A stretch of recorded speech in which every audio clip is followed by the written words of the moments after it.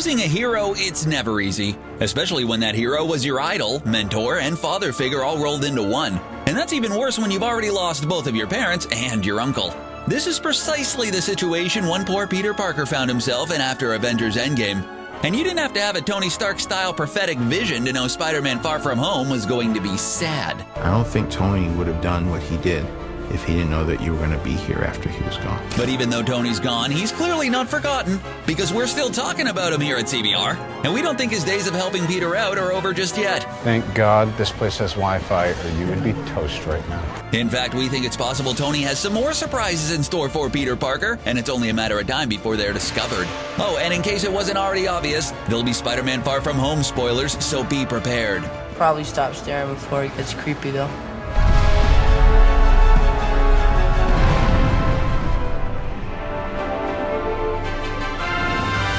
Now, let's start out by addressing the undead superhero in the room. Tony Stark as an organic life form is absolutely 100% gone. We know Marvel Studios has pulled the old, not really deceased switcheroo on us more than once before, but that doesn't mean nobody can ever perish and remain that way. In the comic books, we wouldn't be surprised if Tony was revived through magic, or if it turned out to not really be him but a clone, or if there was some serious time travel shenanigans going on, but although the MCU has introduced the idea of a multiverse, they haven't gotten anywhere near the wacky, wild, unbelievable world of the comic books, and we don't think they ever will.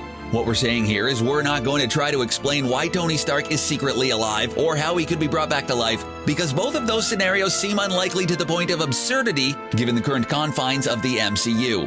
But even though the MCU might not be off the walls crazy as the comic books, there are still some pretty unbelievable things that happen within it. Case in point, the fact that getting bitten by a radioactive spider gave Peter Parker superpowers instead of just earning him a trip to the hospital or morgue. The relationship between Peter and Tony was one that captivated fans, and we feel confident enough to admit that it was pretty heartwarming. Tony's own father never said "I love you" or even admitted he liked his son. We're not parenting experts, but that seems like a pretty critical fathering fail. Tony didn't have the best example of a father figure, but he still tried his best to be that for Peter, who desperately needed someone as he learned to use his powers and figure out what it really means to be a hero. In Spider-Man Far From Home, we saw Peter struggling with the loss of Tony and the fact that his image was absolutely everywhere. Seriously, poor Peter crossed an ocean and still couldn't escape the visage of his former mentor. Oh, and apparently Black Widow was as unappreciated in life as she was in passing, since other than the heavy-handed memorial video at the beginning of the movie, we didn't see any sign that people were mourning her loss. Maybe there was a time to grieve Vision during the time between Infinity War and Far From Home. But what about Natasha? Well, hopefully she gets the incredible standalone movie she deserves. But just like in the MCU, we're gonna push Natasha away to keep talking about Tony Stark. Wow, that guy had charisma and sacrificed himself valiantly in order to defeat Thanos. So let's give him some serious accolades here, because Natasha's sacrifice totally wasn't arguably just as important. Although Tony's gone in the traditional sense, he did leave many things behind for his young protege. On board his ship, there was this whole secret laboratory with tons of customizable suits just waiting for Peter to take advantage of. Remember that scene in Iron Man 3 when Tony destroyed all his sets of Iron Man armor? It didn't really seem to slow him down at all, did it? While a lab full of high-tech suits is nothing to scoff at, Tony also left behind an even more impressive piece of equipment in the form of a pair of sunglasses that really do look better on Quentin Beck. Sorry, Peter.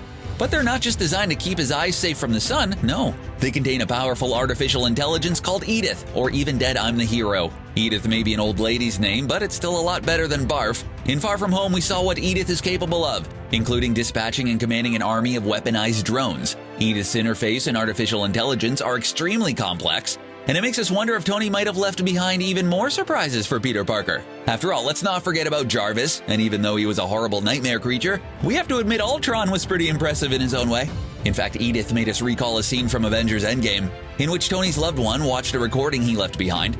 You know Tony, he couldn't have just left a pen and paper will or a video like a normal person. He just had to be extra about it and record a hologram of himself giving one last monologue. This wasn't an interactive artificial intelligence, more like a much more visually interesting voice recording. But is it really so crazy to suggest that Tony could have left something like that behind? You know Tony was a big fan of being over-prepared and liked to develop tech for every possible situation, which is why destroying his entire arsenal didn't even slow him down. While Tony loved his gadgets, he also knew the most important weapon in the fight against evil is the person wielding them. One of the big takeaway lessons from Spider-Man Homecoming was that a supersuit doesn't make a superhero. You're either a hero before you put it on or you're not. So with that in mind, doesn't it make sense that the greatest possible weapon Tony could have left Peter would be himself? It would definitely take some hubris to conceive of such a plan and a massive amount of resources to pull it off, and what do you know? Hubris and resources are two things Tony Stark has plenty of prior to his passing. Earlier we said we don't expect things in the MCU to get as crazy as they often do in the comics, but that doesn't mean comic book elements aren't regularly incorporated into the movies and adapted for the big screen.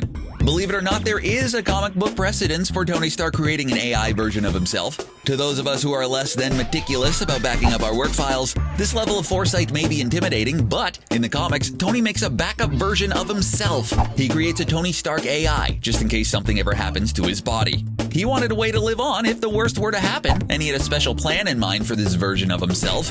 In the comics, Tony eventually ends up passing his AI along to a character named Riri Williams. This brilliant character made her own Iron Man suit and fights crime using the name Ironheart.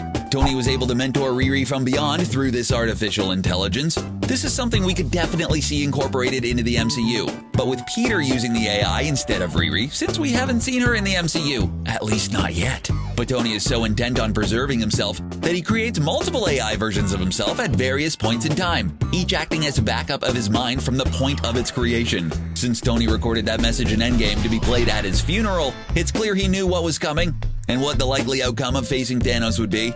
Not only could we see an artificial intelligence version of Tony incorporated into the MCU, but it could all have his memories right up into the very end.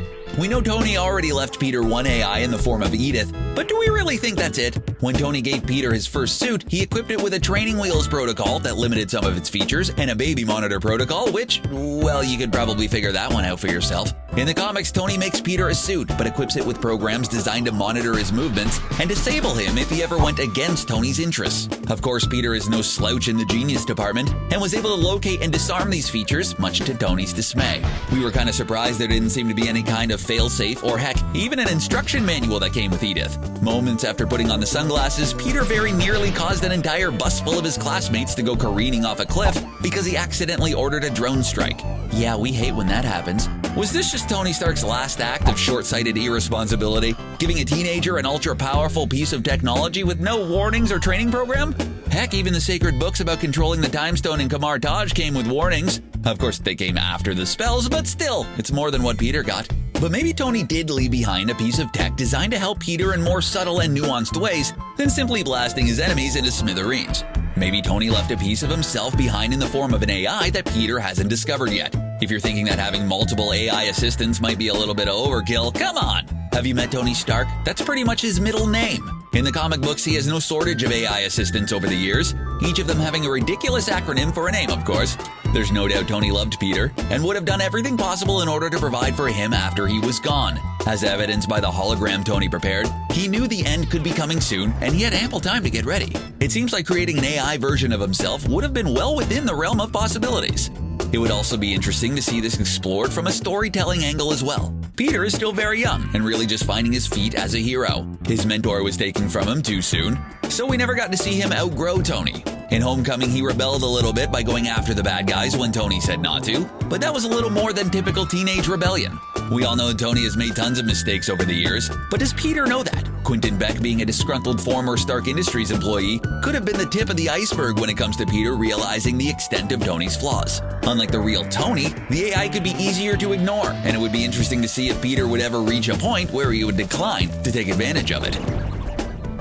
It really seems like, at least for now, Peter can use all the help he can get. During the mid-credits scene from Far From Home, he was unceremoniously unmasked by none other than J. Jonah Jameson himself. To pile onto that unpleasant situation, he was also framed for creating the attacks across Europe, perpetrated by Quentin Beck and his associates.